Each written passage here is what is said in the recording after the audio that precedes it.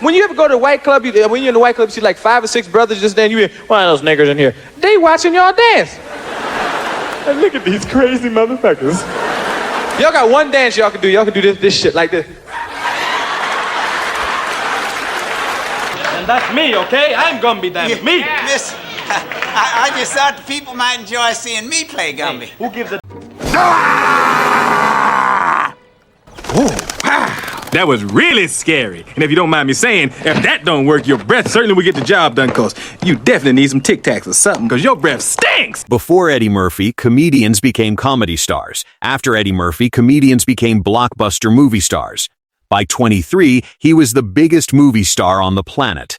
22 years later, one movie would almost take it all away in just 16 days. 16 days that turned Hollywood's biggest comeback story into its most talked about punchline. Brooklyn, the late 1960s. A kid who's just lost his father, moving between homes, learning early that laughter is the one thing nobody can take away from him. That kid is about to rewrite what a leading man could look like. But first, you need to know where he came from. He was born on April 3, 1961 in Brooklyn, New York. His father, a transit police officer, died when Eddie was still young. His mother, Lillian, worked as a telephone operator. Eddie and his older brother, Charlie, spent time in foster care. Stability wasn't something he grew up with. Laughter was one of the few things he could count on. He leaned into it hard, turning every hard moment into material almost on instinct. What he did have was Richard Pryor. Eddie played Pryor's records on repeat. He studied the pauses. He studied the rhythm hiding underneath the punchlines. He'd rewind the same bit a dozen times, chasing the exact beat where the laugh landed. Bill Cosby was in there too. But it was Pryor's rawness that really shaped him. He was willing to say the thing everyone else was too careful to say. And I always paid him, but it was always like on credit or something. And the motherfucker act like I was one of his pets. By his mid-teens, Eddie wasn't performing for friends anymore. He was working real clubs around New York. He'd walk on stage, take one look at the crowd, and just start talking. No note cards, no visible nerves. Older comics on the same bills were still figuring out who this teenager even was. Some of them, if you ask around, will still admit he made them a little nervous. He wasn't just funny. He was fast. He could read a room in seconds and adjust the whole set on the fly. That kind of instinct doesn't get taught. You either have it, or you spend your whole career chasing it. At the time, comedians stayed comedians. Musicians became movie stars. Athletes became movie stars. A stand-up comic headlining a blockbuster action film? That lane barely existed. You can already see where this is going. Then, Saturday Night Live called. If you enjoy stories about the people who changed Hollywood forever, subscribe. That's exactly what you'll find here. At just 19, Eddie Murphy joined a show that many people believed was already dying. By the fall of 1980, creator Lorne Michaels and the entire original cast had left Saturday Night Live. The new lineup bombed so badly that critics nicknamed the season Saturday Night Dead. Ratings collapsed. NBC executives seriously discussed canceling the show for good. He almost never got the chance to save it. Eddie joined as a featured player. For his first couple of episodes, the writers barely used him. A cameo here, a small part there.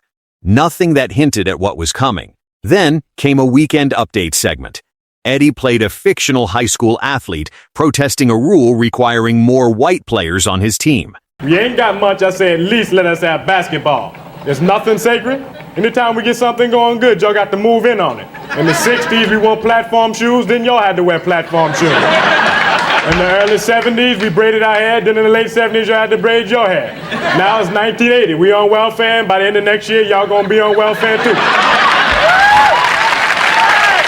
It was sharp. It was fearless. It was unlike anything else on the show that season. Audiences noticed immediately. Producers noticed too. From that point on, the show quietly rebuilt itself around him.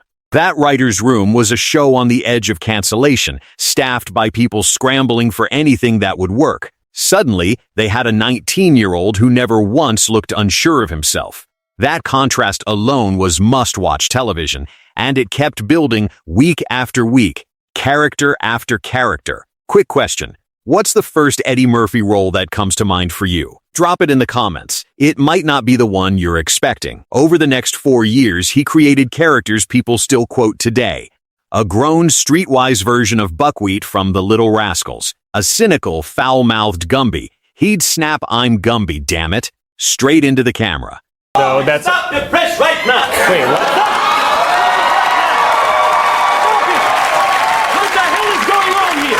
Hey, get me a chair out here right now. I want to sit down, you bastard. God. Move me a chair here. You got It's Gumby. They know who the hell it is. I'm Gumby, damn it.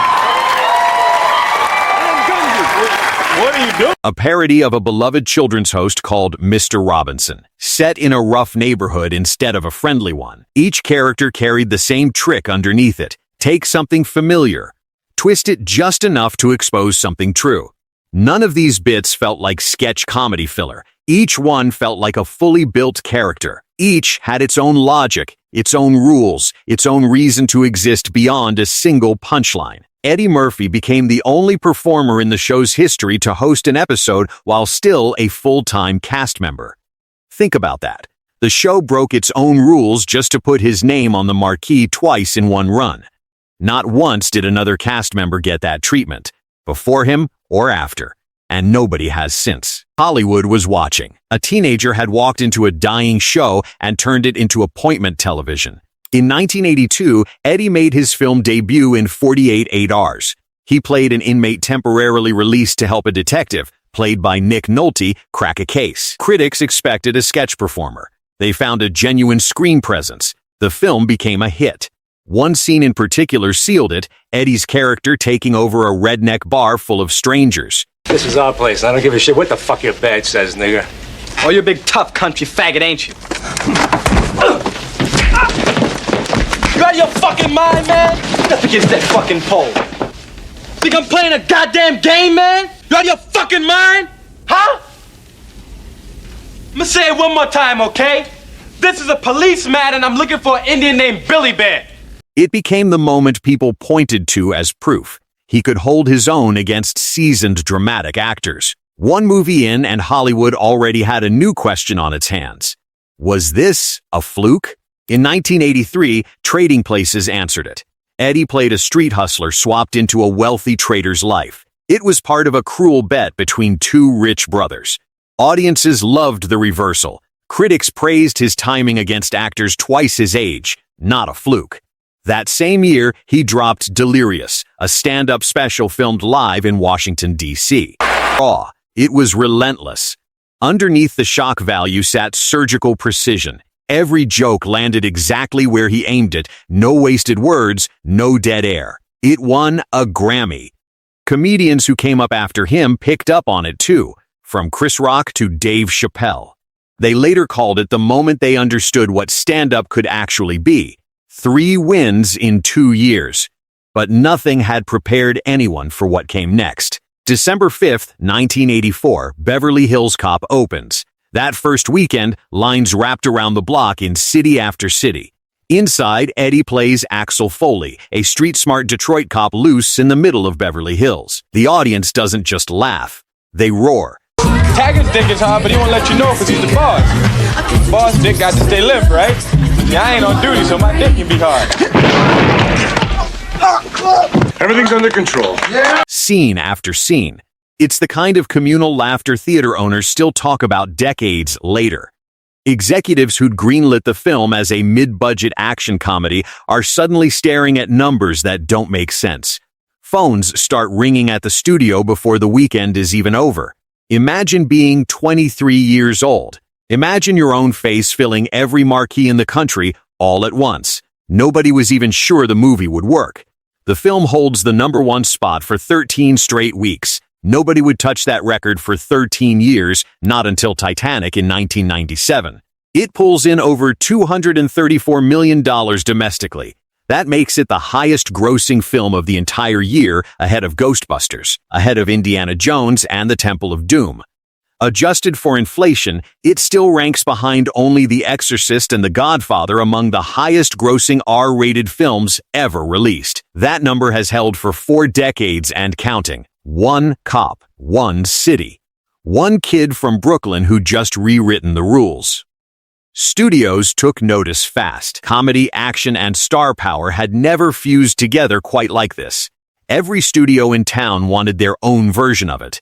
For the next several years, Hollywood chased that exact formula, an action plot with a comedian at its center.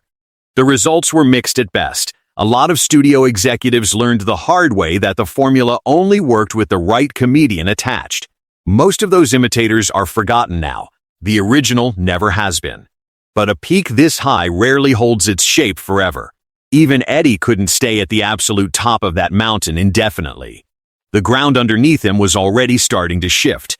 The winds kept coming for now, though, so how do you follow up the biggest movie of the year? Beverly Hills Cop 2 extended the franchise in 1987. That same year, Raw became the highest-grossing stand-up comedy concert film ever released, a record it still holds today. In 1988, Coming to America sent Eddie to Queens as an African prince pretending to be broke. Well, why you so worried about how you look anyway? Well, I am trying to gain the interest of a certain young lady. I ain't never heard no woman giving no man no love just because his hair look good. That's right. He played multiple characters inside one film, a trick he'd return to again and again throughout his career. Every one of those films did something the last one hadn't. That's rare in any decade. By his late 20s, Eddie Murphy wasn't just a movie star. He was a category of one, the comedian who could open a blockbuster on his name alone. It looked unstoppable, but it wasn't. Stardom built that fast rarely holds its shape forever. As the 90s opened, the hits slowed. Harlem Nights arrived in 1989, a film Eddie also wrote and directed. It brought together an incredible cast: Richard Pryor, Red Fox, Della Reese. Reviews were mixed. Audiences didn't respond the way the studio hoped.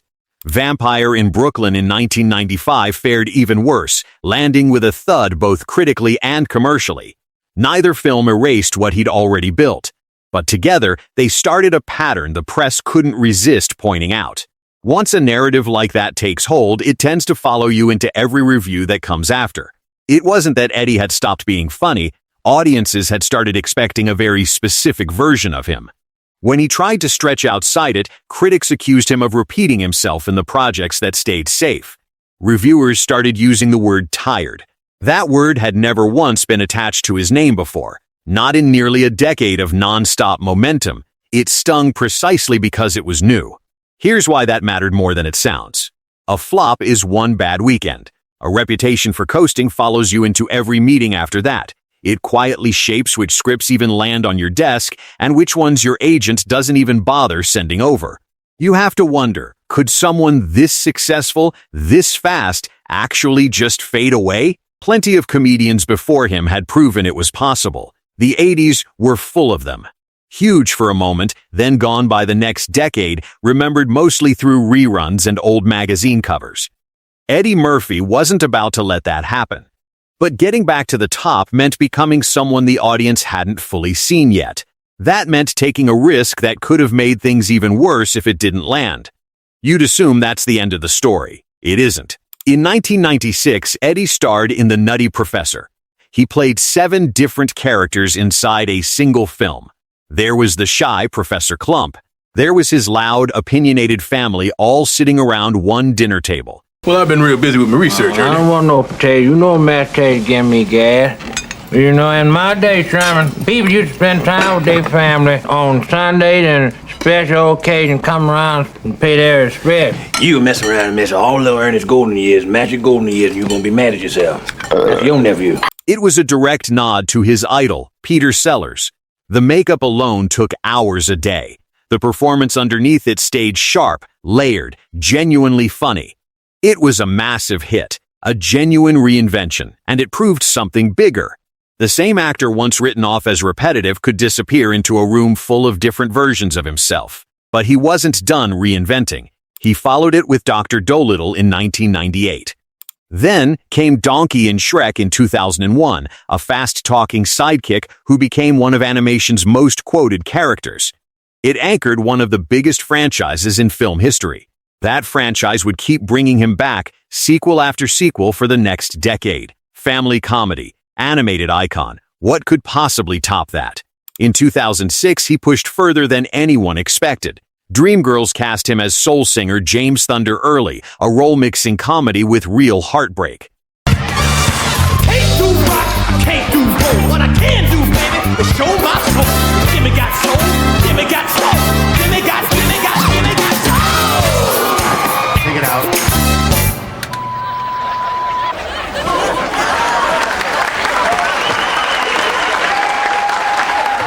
Critics were stunned. This wasn't the Eddie Murphy people thought they knew. He won the Golden Globe. He won the Screen Actors Guild Award. He became the clear frontrunner for an Academy Award. It was the one honor that had somehow eluded him through 2 decades of blockbuster success. Then, on February 9th, 2007, Norbit opened in theaters. Critics tore it apart. The Oscar ceremony was set for February 25th. That's 16 days between the two. Right there, that's the stretch the hook promised you. 16 days that turned the industry's clear frontrunner into a punchline. On Oscar night, Alan Arkin won for Little Miss Sunshine instead. Alan Arkin in Little Miss Sunshine. Perfect. Eddie Murphy went quiet for a long stretch after that. If there's one Eddie Murphy performance you think deserves more credit, share it below. I'd love to see which one gets mentioned most. You'd think a loss like that might close the book for good. It didn't. In 2019, he starred in Dolomite Is My Name, playing real-life comedian Rudy Ray Moore.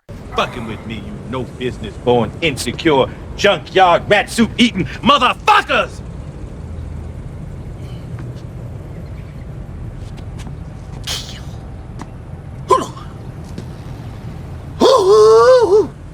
Critics called it one of the best performances of his career. Some said it was the most alive he'd looked on screen in decades.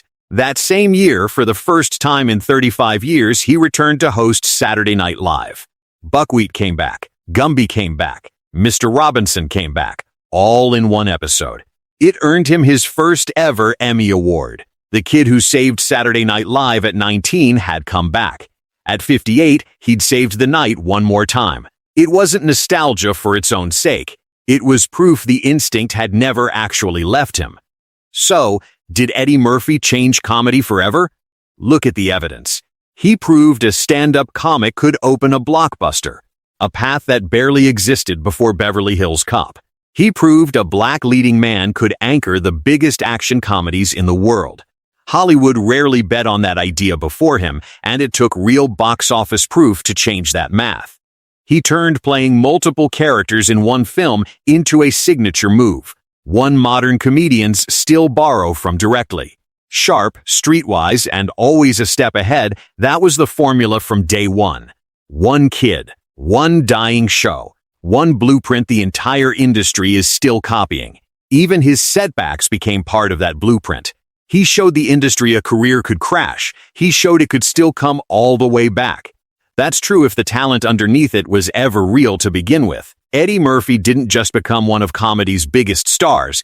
He changed what a comedy star could become. And all these years later, Hollywood is still working from the blueprint he built. Whether today's biggest comedies realize it or not. Subscribe if you enjoy stories about the people who changed film, television, and entertainment. There are plenty more worth telling. And if you know someone who still does the Axel Foley laugh, send this their way. They'll want to see this one.